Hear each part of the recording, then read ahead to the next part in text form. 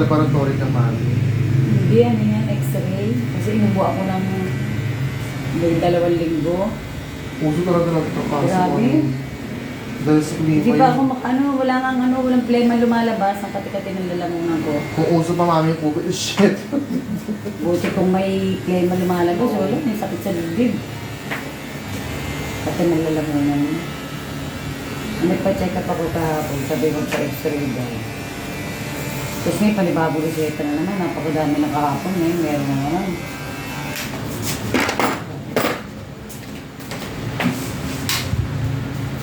Naulanan lang ako ng pumunta kami sa Star Mall. Pagpasok mo, binilaw ako.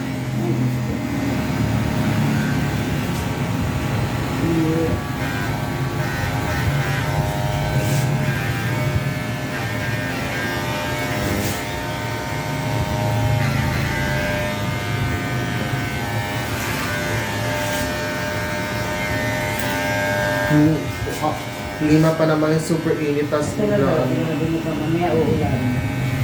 yung ulan pa naman hindi yung todo. Yung init, tas magamit siya.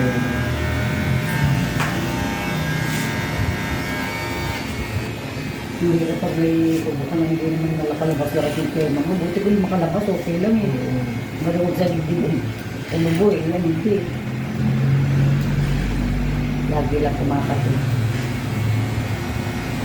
Inuman mo na ng luya, inuman mo na sambong, kalamansi. Ay, wala ka rin.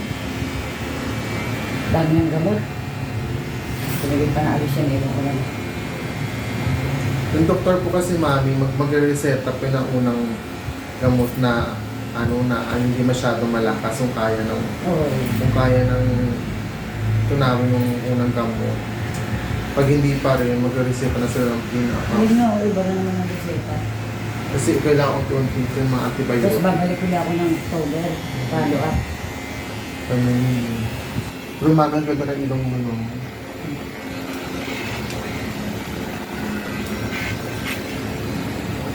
Follow up, check up niya.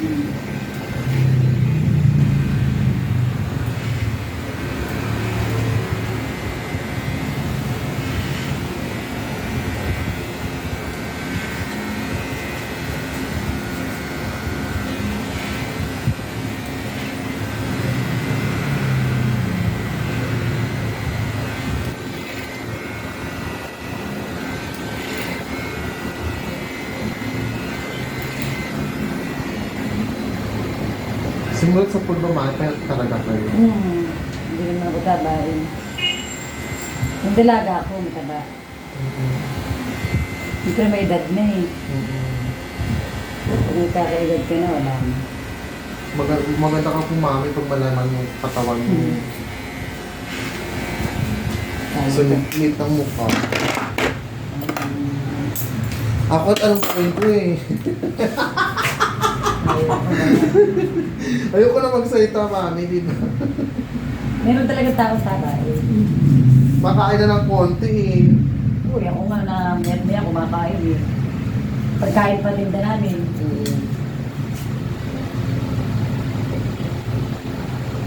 Hindi naman sumakataba.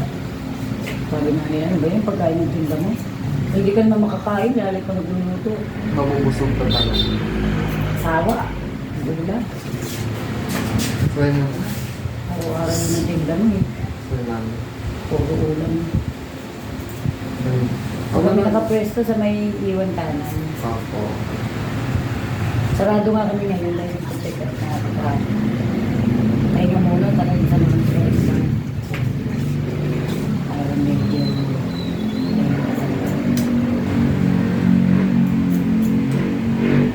dami na naghahanap pagkain eh. Nagagawin ko.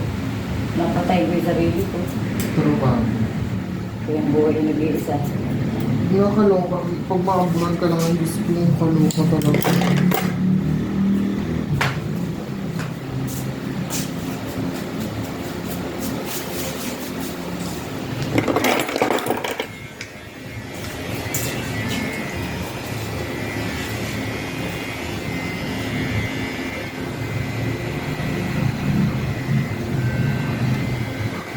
Pagalitan niya ako ng mga anak ko, mamali mo yung Kinikita mo dyan eh. Hindi kasi sa kinikita yun, ano ni, yung may Pagod mo, hindi mo iniintindi. ano kasi tawag nito, yung dati matrabaho ka, tapos Oo. ano, yung naghahanap yung katawan mo ng para exercise. Wala mo, Kasi pag, alas dos sa madaling araw gising na kami. Kasi alas 3 nasa palengke na kami. tapos sa eksena no, nahanap-hanap mo yun. Oo, hindi pwede na kami kahiga lang. Pag nakahiga ka namang, Lalo lang nagsasasakit ang katawan mo.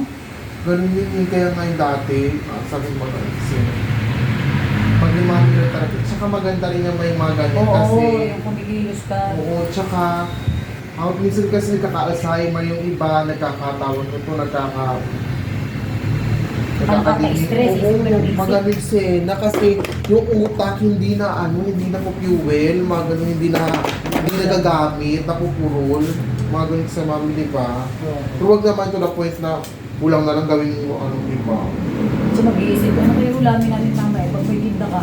Ito nag-iintindi ng ulam, sobra-sobra pa. Minsan naman wala kami maiulam kasi nauubos. Concern lang sila yun, pero talaga, totoo talaga. Pag masaya ka naman sa ginagawa mo, why not?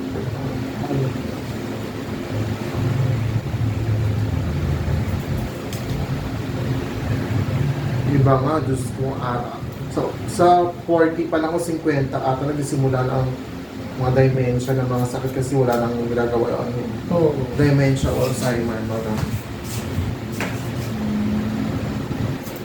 kaya yung iba nag-retire na sa may ginagawa dati, parang nade-depress, ganun.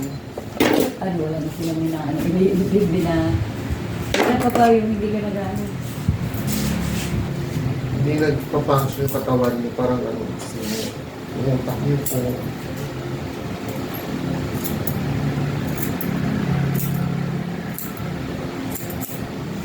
Lima yan silang pusa dyan.